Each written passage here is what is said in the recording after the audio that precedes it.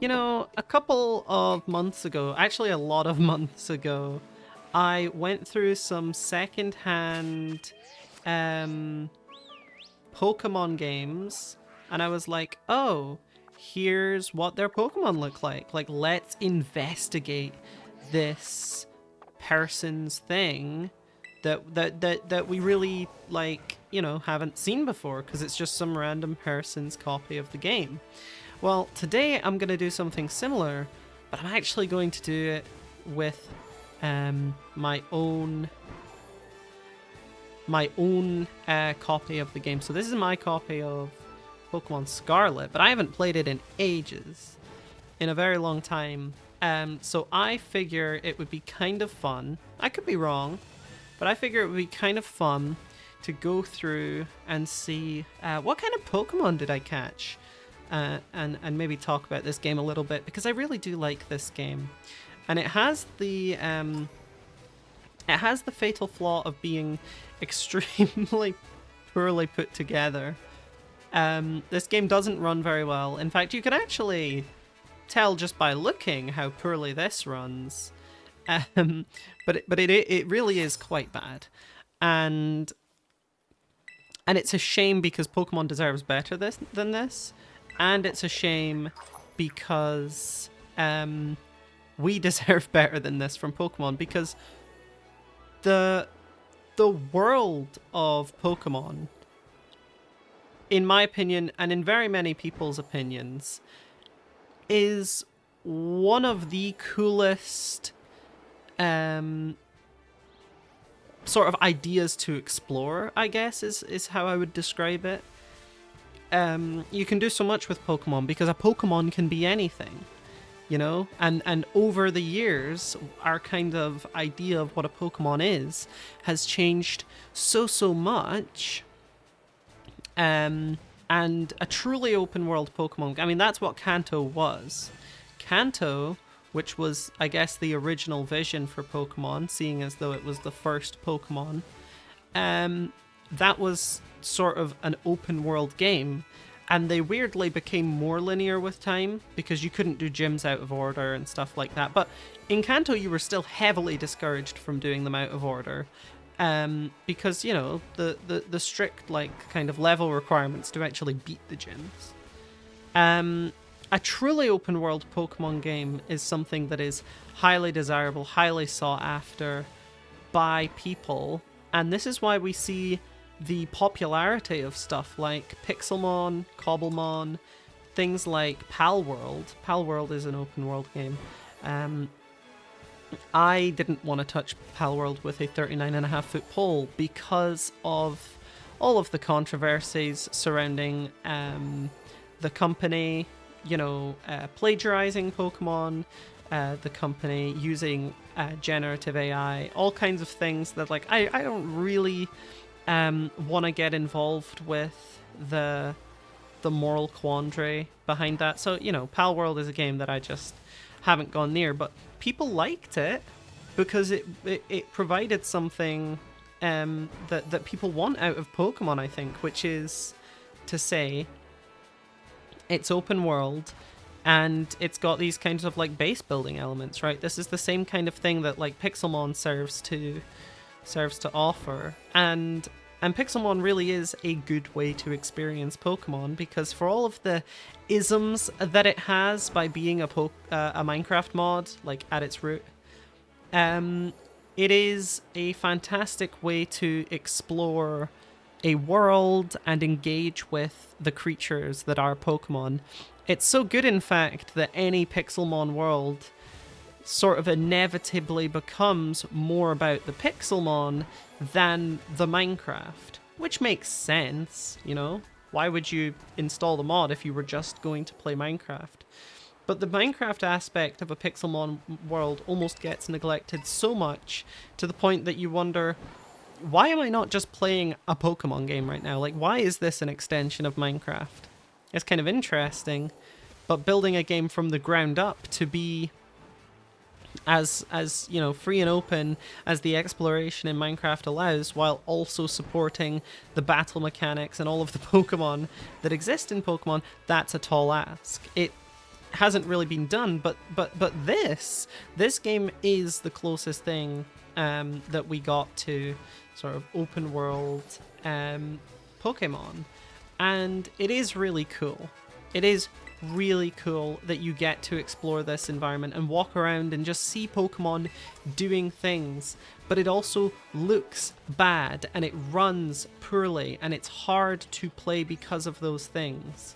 There's a lot of time between actions. Like if I've been avoiding it, right? I've been avoiding getting into battles because I know how long it takes just to do that, which is fine if you want to do battles, but it's one of those things that, like, this game does not have the level of polish it needs, but of course you're still going to play it. I mean, maybe you won't, but I will, because it's a Pokemon game, and it's still fun.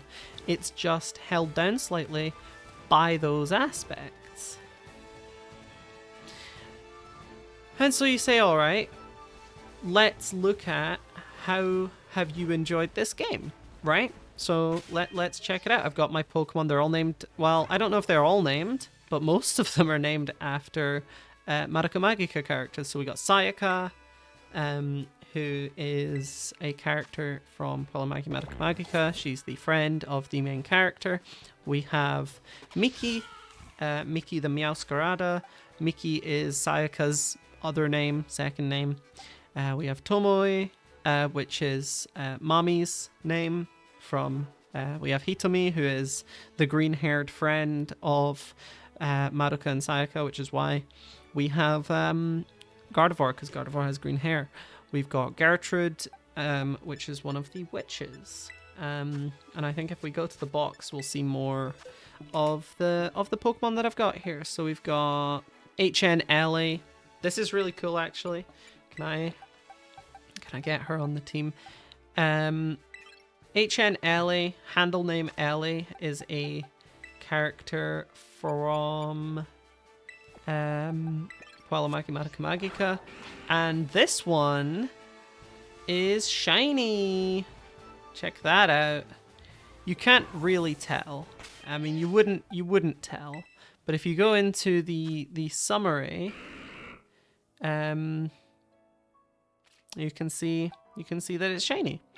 So I shiny hunted this Gengar in the wee hours of the night. I mean, it was like 3 a.m. or something, and I was just handheld on the Switch, shiny hunting a Gengar, and I got it, and she's called HN Ellie after one of the witches from Madoka, one of the cooler witches design wise. So that's pretty cool. What else have we got here?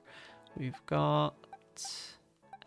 Most of these don't have names, so I don't really know.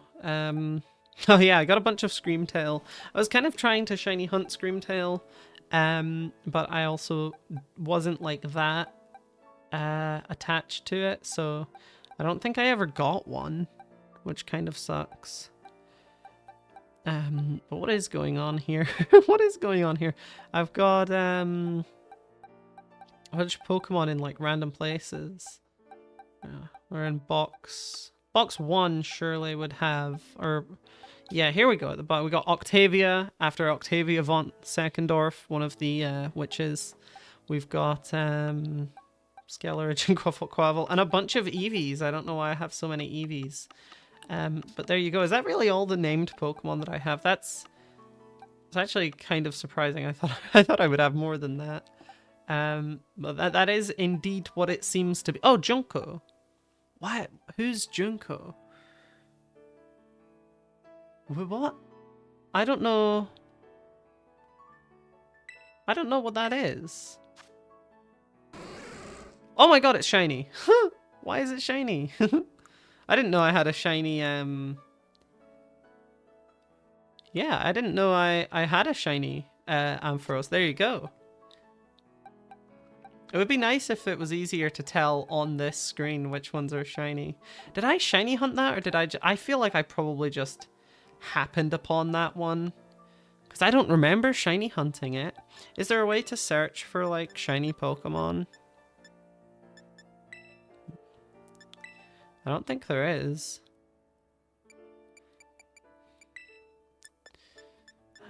Oh well, I don't think I have any more. Yeah, those are my little guys from this game. It's a fun game. I will probably play the next Pokemon.